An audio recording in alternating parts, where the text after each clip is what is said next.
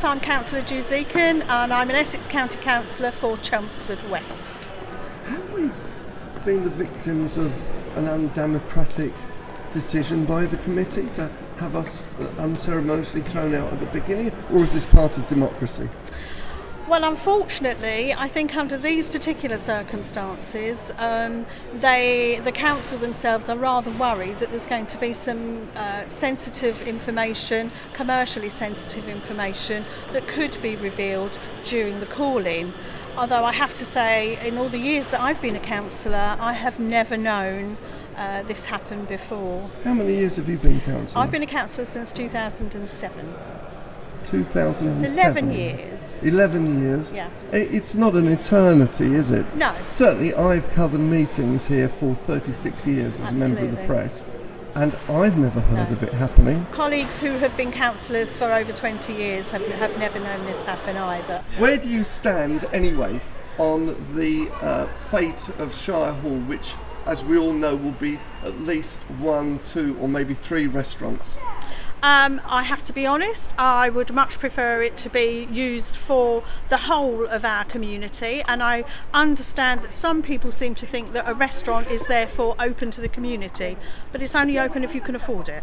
And not if it's JD Wetherspoon. Well, that's true. I mean, if it's a magnet, it will be a magnet. But I don't know that Wetherspoons are actually going to be one of the people that are going to be invited to go in. I don't know. They may be. They may be because they have taken over several courthouses, and they have taken over several iconic buildings. I've looked at their website. Yes, that's true. I have no idea, JD Wetherspoon, whether you will. No. But certainly ordinary people will be packing it out if you do. Well, what about ordinary people? What about community use? What about all the money was spent on at least 2 or 3 public questionnaires and consultations?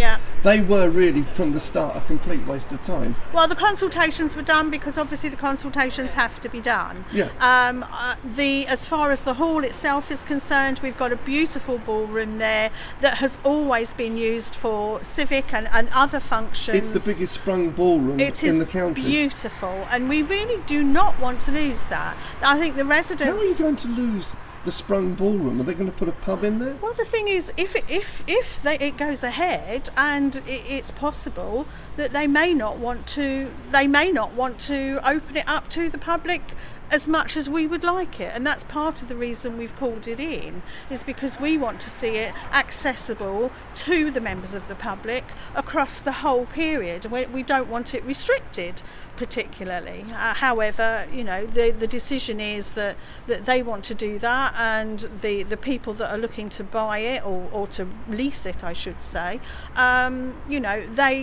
they have their own ideas as to how they're going to have to make money.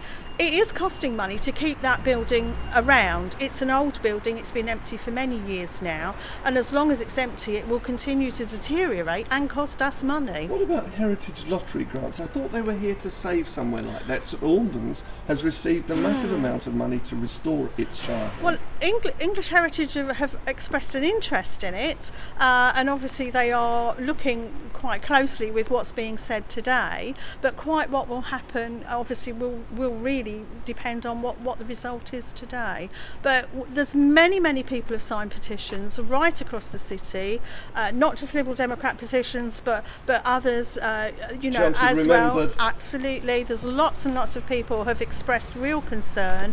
They're coming up with ideas, some of which we know are not necessarily practical, because at the moment the building is not what we call DDI compliant, which means that it doesn't have easy access for people with disability. There is no lift, and it they will be trapped if they got upstairs and there was a fire. Absolutely, it will be expensive to make it compliant for access for all.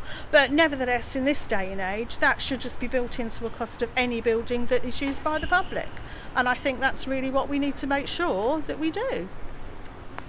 Just to reiterate, in your time as a councillor, have you ever seen members of the press and public been asked to leave? No. Straight away? No, I haven't, no. I've never known it. I've been a councillor, as I say, for 11 years, and it's not something that I've ever seen before. Has that taken you by... Sorry. taken you by surprise? It did. No, could you ask? Has it taken you by surprise? Yes, it took me by surprise. It did take me by surprise. I wasn't expecting that. We were hoping that the meeting was going to be open, and I know that several people on Facebook were hoping to attend today to give their support to, really making use of Shire Hall and making sure that it was kept for the community. At least, some of it was kept for the community at all times. We let this guy through. Yeah, sure. Sorry, same timing. Can you get through? Yeah. Yeah, you might have to. How many do you for and against? How many do you think are for and against the proposal? Oh goodness. I have a horrible feeling that it may well be that the members of that group who are part of the administration will vote with the administration's view, which is what we are obviously opposing and calling in. So the group have to recommend to the committee again to make a decision, or to the cabinet member I should say, to review their position if it passes, but I genuinely don't think it will pass. I think that a decision has already been made, and do you not feel that's a disappointment for the people of Chelmsford? I think it's a real disappointment for the people of Chelmsford. I may be preempting people and misjudging people, but certainly for some of the call-ins that I have been to in past times, it has been the case that members of the administration have voted with the administration. I can only recall one occasion when that wasn't the case, and that was a long time ago. So I sincerely hope that the individual councillors will look at the call-in on its merits and make their own minds up, and I pray that that's what they do, but I'm not overly confident, I have to say. The look on your face, I mean, the look on your face, and it's not because it's drizzly out here. No, the look of it's your depressing. face is about as good as the weather. Yeah, it's depressing. But, I hope I'm wrong. I really hope I'm proved wrong.